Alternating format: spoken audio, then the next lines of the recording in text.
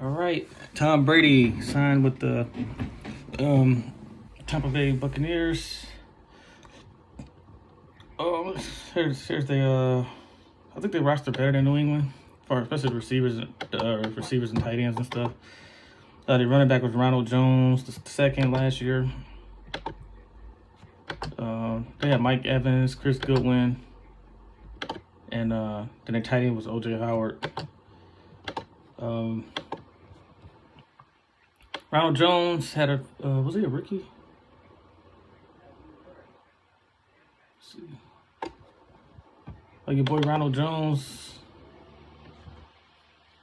He only 22 years old. He was the second pick, 38th pick to Tampa Bay from USC. He'd be 23 when the season started in August. I mean, he turned 23 in August. But this is his first year basically as a starter. He played 16 games, 172 attempts for 724 yards, 4.2 yards a carry, and 6 touchdowns. Brady can work with that. We already know Mike Evans. He probably top five receiver right now. Yeah, because it's probably, to me, it's between him and Devontae for the 5th spot. Let's see. But I can't think of off the top right now. But I know Julio is top 5 in my opinion. Julio, DeAndre Hopkins, and Michael Thomas, those are the top 3 for me, and not in order. The number 4, I still think Odell's talent for talent is still the 4th best receiver. And then it's between Mike Evans and Devontae Adams. So you can say Mike Evans is 5th or 6th best wide receiver. He's a top 6 receiver for sure.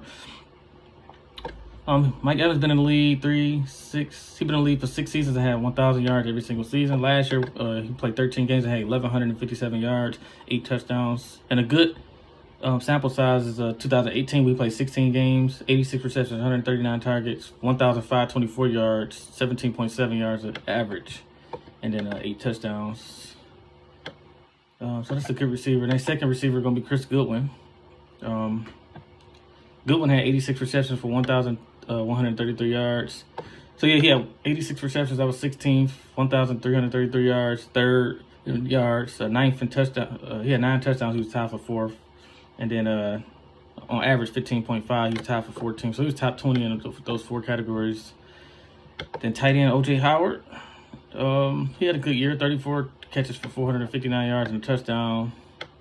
And he played, let me see. I just want to show y'all the weapons Tom Brady has. He's going to have for these 2 years. Tom Brady, this is his 3rd year. He only played 14 games. He played 14 games his first year, then 10 and 14. So he hasn't even played a full season yet. But tight end out of Alabama. He looked pretty promising, OJ Howard, though, at times.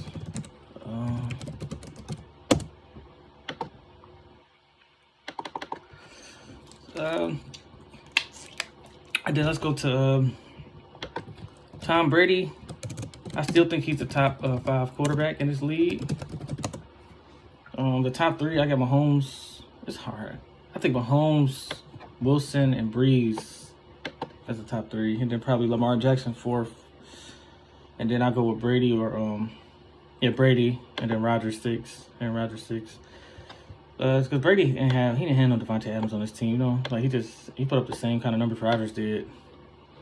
Last year, Brady, as a 42-year-old quarterback, went 12-4 as a starter, 373 completions for 613 attempts, 60.8%. That was his lowest since 2013. 4,057 yards, 24 touchdowns, and 8 picks. Then in the playoffs, Tom Brady had he only played 1 game against Tennessee, 20 for 37, 54%, 209 yards, no touchdowns, 1 pick. So we've seen a little decline, but we got to look at the talent around him. But he's going to have way more talent than Tampa Bay. Then they get to play in a dome in New Orleans once a year. I'm just saying, New Orleans playing the shootout type of football. So they're going to have a lot of, Brady's going to have a lot of 5-touchdown games, I think, 4 or 5 touchdown games this year. Brady's not done. He got 2 more years. I think it was 2 years, $50 million. So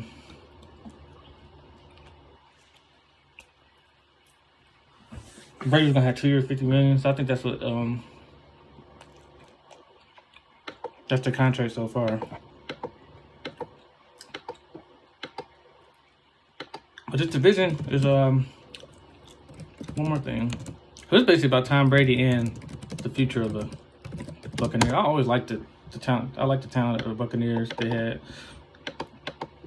But then again, we don't know. Like, they got Bruce Arians as offensive coordinator. We know how great he was at Arizona offensively. He might not have been a great head coach. But offensive coordinator, he's one of the best. To me, best of all time offensively. Last year,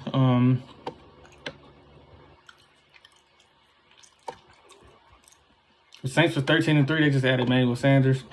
Falcons and Bucks was tied for 7-9. Falcons got the tiebreaker. The Falcons added Ty Gurley, which I think if he's healthy, I think he's the best running back in the league. Him and Saquon, the top two. Tampa Bay added Tom Brady. It was 7-9. They did a good job last year. 7-9. Nobody expected that. And the Panthers 5-11, and it just released that.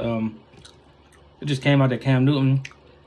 The Panthers couldn't have a They didn't have no trade partners that wanted to trade, or they couldn't find a good trade, so they released Cam Newton. And Cam Newton's my favorite player in the NFL, so we'll see. This division gonna be very intriguing. Like every game, Panthers looking at the bottom of the totem pole right now, because the Falcons' offense is already good. You add Todd Gurley and moved Devontae Freeman in the second string. Like, it's over. Then you got Tom Brady with Mike Evans, Chris Goodwin, and O.J. Howard, and Donald Jones, the running back. We didn't even get to the draft yet. Then you got the Saints with they was already good with Michael Thomas and Drew Brees and Alvin Kamara. Then you add Emmanuel Sanders to that. Man, that's crazy. So yeah, Panthers looking like they gotta make some moves. That's it, y'all. Tom Brady. Let me know what y'all think about they went 7-9 last year without Brady. What do they do this year with Brady? And hopefully Evans stay healthy. All right, peace out.